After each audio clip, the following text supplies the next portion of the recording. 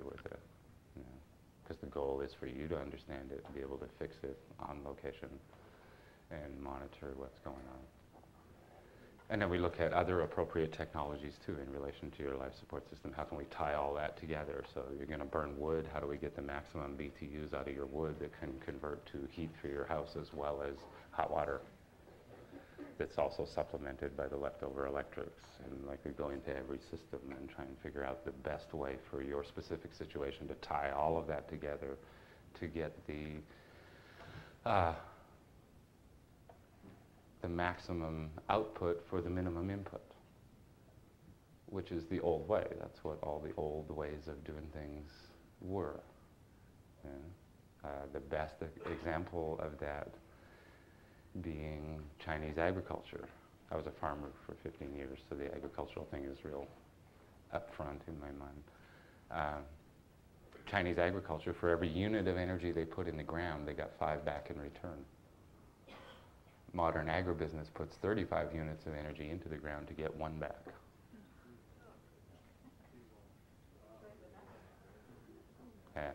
That's why the Trilateral Commission in 1973 set a target date of undermining Chinese agriculture by 1985 and making it totally fossil fuel Western dependent. Because as long as they had the keys to genuine agriculture, they could never be made totally dependent. Because food is a big key to dependence. Right? And the target date was 1985. It took them roughly to 1987 or 1988 to actually accomplish it. Here in North America, there was, in those days, we called it the planned extinction of the family farm. The 5 major grain companies who quite deliberately manipulated the situation to collapse the family farm, so that all the prime farmland in Canada, well, in 1980, I was farming in Manitoba, and over 70% of the what would be considered prime classified farmland in Manitoba was owned by non-Canadian financial interests. So it's already old history that we don't actually own the ground that our food is coming from, so we have no authority over it whatsoever.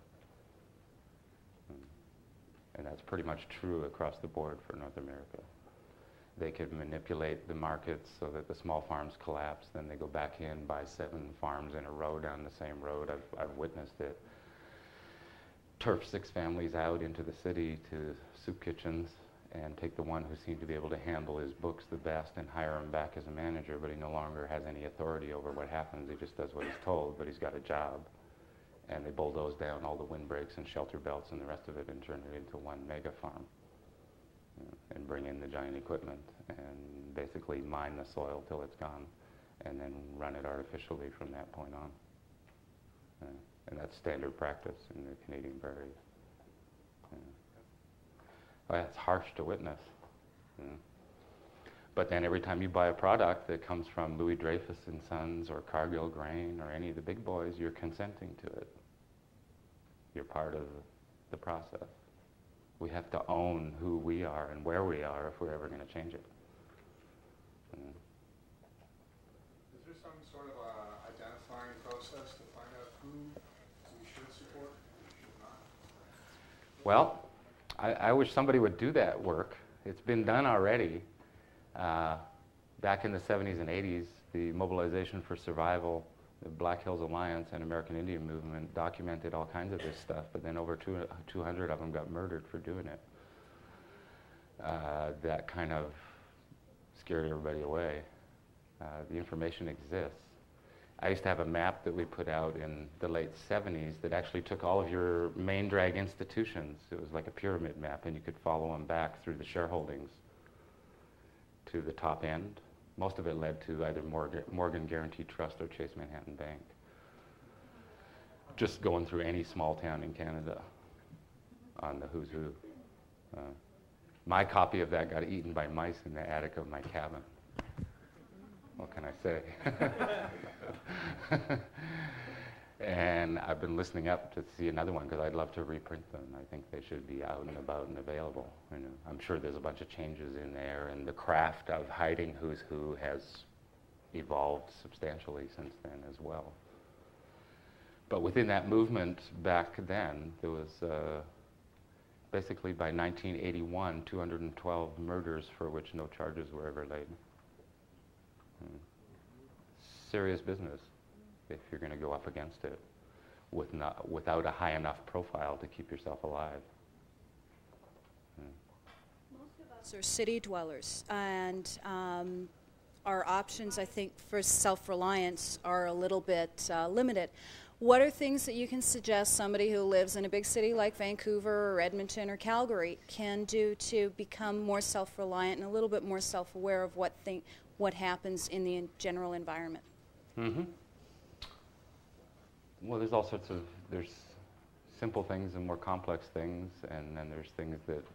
Start with the easy stuff. Okay, do you know where to get a drink of safe water from where you are within walking distance that doesn't require any electricity or technology to acquire it? We'll find out. And what's the shortest route to it? How do you actually get there? And what's between you and it that might get in your way in the event of difficult times? Good start. If there isn't one, then start analyzing what can you do about your existing water situation. If you smell trouble coming, do you have containers, food-grade containers that are ready to receive water and a way to preserve it so that you can acquire the water from the technology before it fails and have a water reserve for yourself that would bridge a gap of your choosing, whether you're looking to have a 3-day option or 3 months or whatever. You know, a lot of it involves individual choices and your understanding of what the possibilities are, and then the choices that you make in your own heart and mind in relation to what you feel obligated to cover on behalf of yourself or your children, family, loved ones, whoever it is that you feel obliged to take care of or within your circle of responsibility. Air, food, and water, real needs as opposed to wants, are pretty simple. You know, if you're trying to figure out how to keep your VCR going indefinitely in a crisis, that's probably more complicated and more expensive. Right? Not that you wouldn't want to. I mean, I'm not trying to say one way or the other. You know, I'd like to keep mine going. You know, there's a lot of hot stuff to pay attention to. But yeah, it's analyzing your situation and what's important to you, because so much of it is according to your individual guidance. Right? For some of us, you know, there's a lot of different ways to approach preparedness. Some of us feel fairly connected in terms of a guiding spirit that will say, turn left now, and you turn left now, and to the right it blows up, you know, and some of us trust that more than others. And so you might want to have a water container and not bother filling it until you intuitively smell trouble. For someone else, they want to fill it now and know that it's there for the next 10 years. I can't tell you what's appropriate for you, but once you make that choice, I can tell you how to do it. You know, that's the resource that I am, and perhaps maybe help you walk through the steps of figuring out where you're at, you know, so that you make an educated, clear choice about how you see it. You know. Personally, I think the reverse of that story is kind of like whatever word you want to use, God, Creator, all of the spirits that work in that hierarchy between the unfathomable beyond and here, imagining that they got nothing better to do but wander around and cover my butt so I don't get into trouble. I don't think it's like that. But I do have a sense that if I've done everything within my power and within whatever degree of wisdom I embody to do the best that I know how to do on behalf of what I'm responsible for and obligated on behalf of, then I have a right to ask for help, because I took it as far as I can. You got to do the rest. Rather than I'm just going to lay around and tickle myself, and if there's trouble, you better bail me out. There might be some big surprises coming, you know, in terms of how we understand things. And that's good, even if it's, however you see it, whether collapse is the result of an engineered event by vast entities that are beyond our imagination, the ruling elite who want to pull the plugs on currency and take global slavery another step further, or whether Mother Nature sees that coming and says, no deal, I'm going to pull the plugs on the whole thing, because she can change it like that, no matter what technology can do, we still can't stop the fire and the water and the elements and the earth. When I see an extra hour of rain wash our road right off the cliff into Kootenai Lake where I live, and everybody freaks out because we're cut off from Nelson, and I'm out of spritzers. I go down there and look at the washed out road and I go, wow, amen. They still can't do anything about that. It took them 5 weeks to put that back, and she took it away overnight. We have no idea how vulnerable we are. And there's an intelligence behind all of this that can be trusted and counted on, in a sense, that if it doesn't come undone on its own, she's going to take care of it, because there's a humbling that needs to happen. And we are the people of now. We're the ones entrusted to endure whatever that is on behalf of there being a future. And so if we're not volunteering for it, then actually we're saying no to a sustainable future. If we're not willing to engage any hardship on behalf of changing the way things are, then we can't actually expect it to change. And I can only say this from experience. I'm one of the goofiest characters walking around on 2 legs. If there's a wrong way to do it, I've done it. Right? So I'm not trying to, say anything other than that. But the extent to which we participate in it all and let it all happen.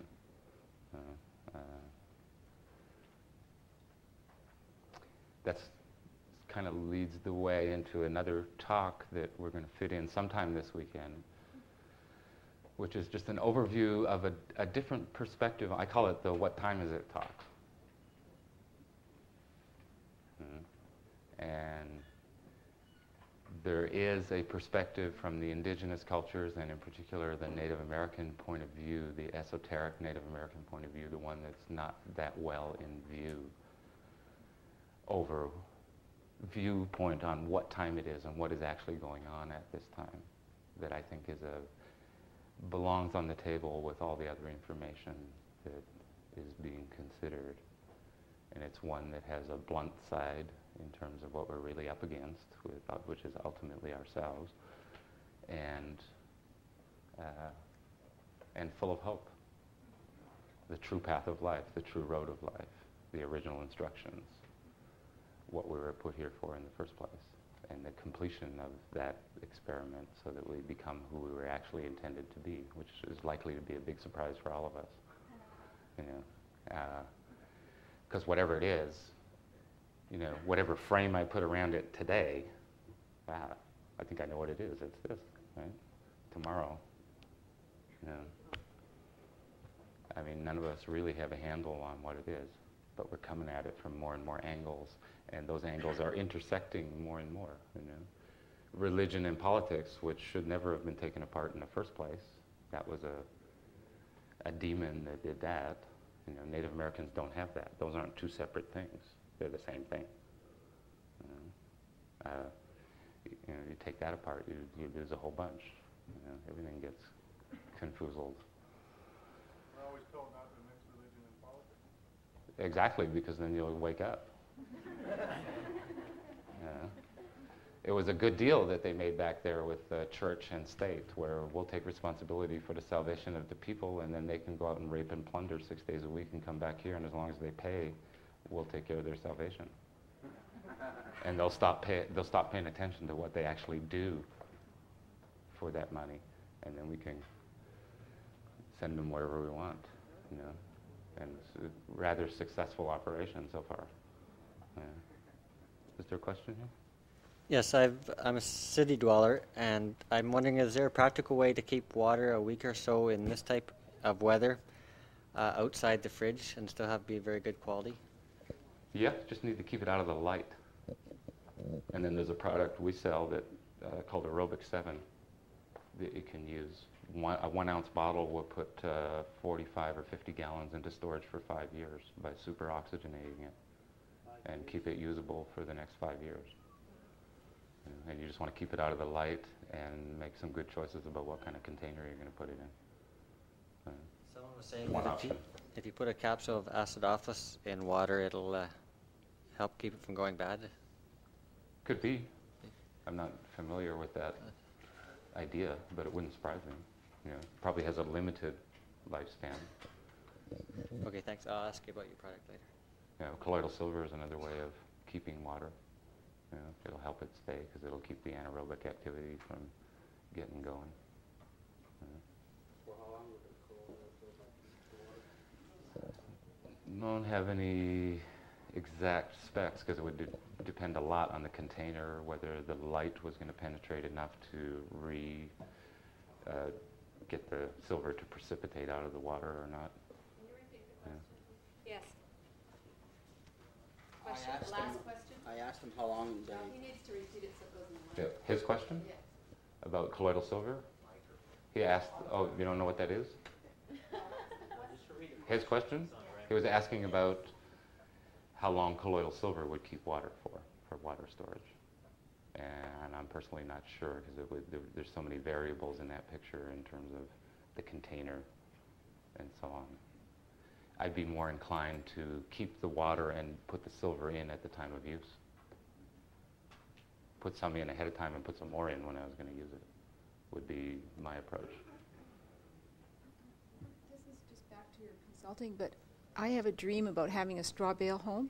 Uh-huh. Is that something we can look for in Canada in our climate, and are they any good? And just curious. Well, I have limited experience. I have friends who've built them and live in them, and combinations of straw bale, cob, various natural materials. And there's starting to be rumors now about troubles with moisture. And I kind of always wondered about that for the Pacific Northwest with such high humidity and moisture levels. How was it going to pan out over time? Because everybody's raving about it. And there's a lot of things that make more sense in the desert-like environments. What works in Arizona and New Mexico doesn't necessarily work in BC. But it seems to have been fairly successful, but it's new enough that in terms of duration, we're still waiting for the results to come in. And as far as I can grasp so far, being very precise about your moisture levels in the straw and your construction choices in terms of sealing things in is really more critical in this environment than it would be in a dry climate. That's as much as I know. I can direct you to people who are obsessed with it, who can tell you all kinds of stuff about it. My friends.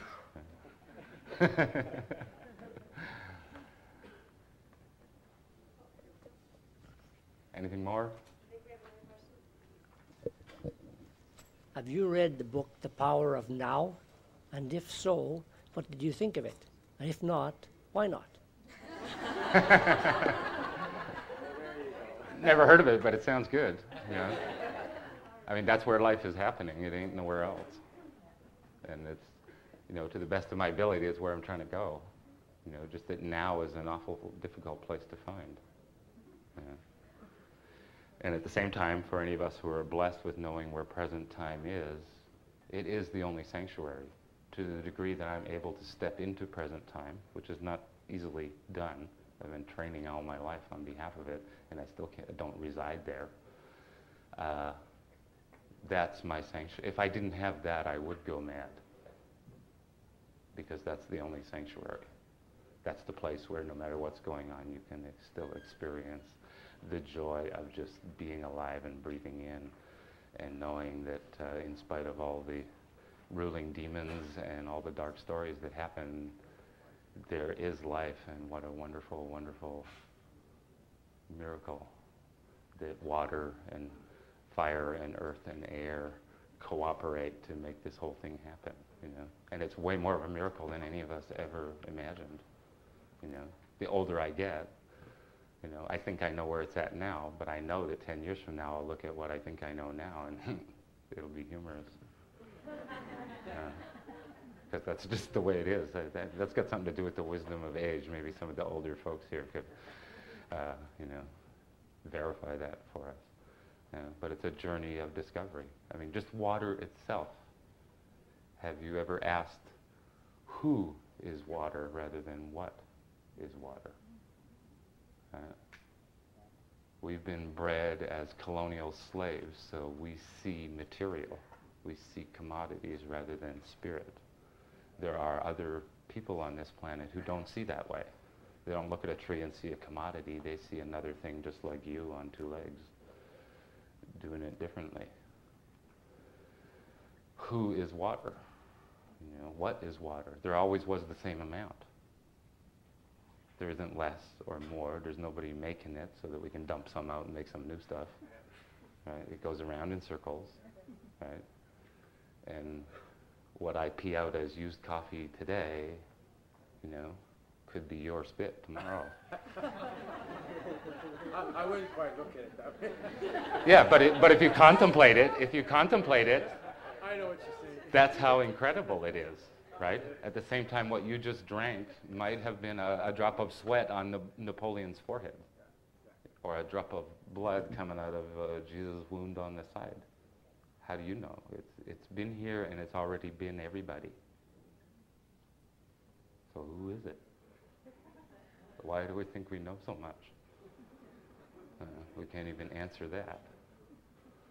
I mean, who is that? Who is that water? You know? And what's it up to? It can erase mountains. It can, you know, I mean, you just watch it. Fire and water right now are wreaking havoc all around the world. If it ain't on fire, it's flooded. With what the sun is up to, you know, the big fire. I mean, it's hurtling off mega electromagnetic explosions like nobody's ever seen before, a couple times a week. NASA has been totally embarrassed because they keep projecting that we know what's going on, here's what's going on, and then it goes way beyond what they said it was. And so they have come up with a new what's going on, and then it goes beyond what they said it was. And it becomes real apparent that nobody knows what the sun is up to. Right? But it's up to something that nobody's ever seen before.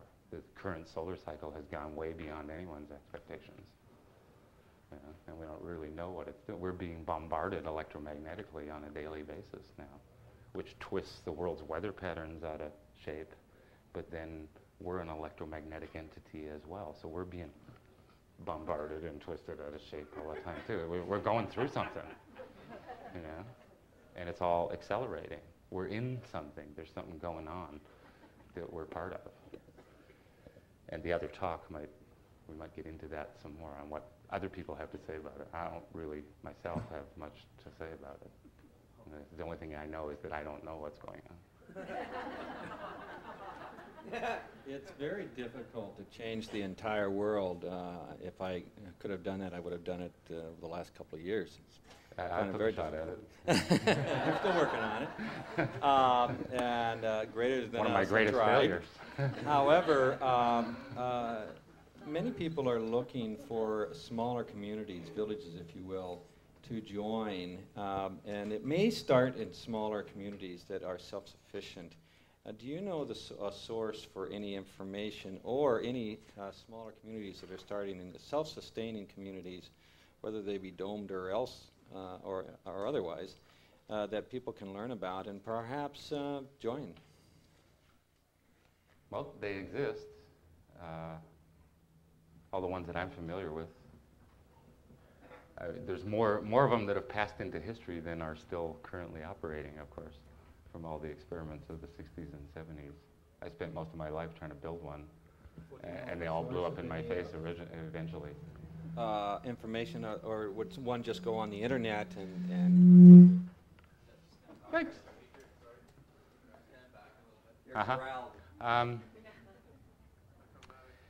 Yeah, the Eco-Village network on the internet is one place to go that'll take you into a global network of big and small events, because there's some big events and there's some small events happening.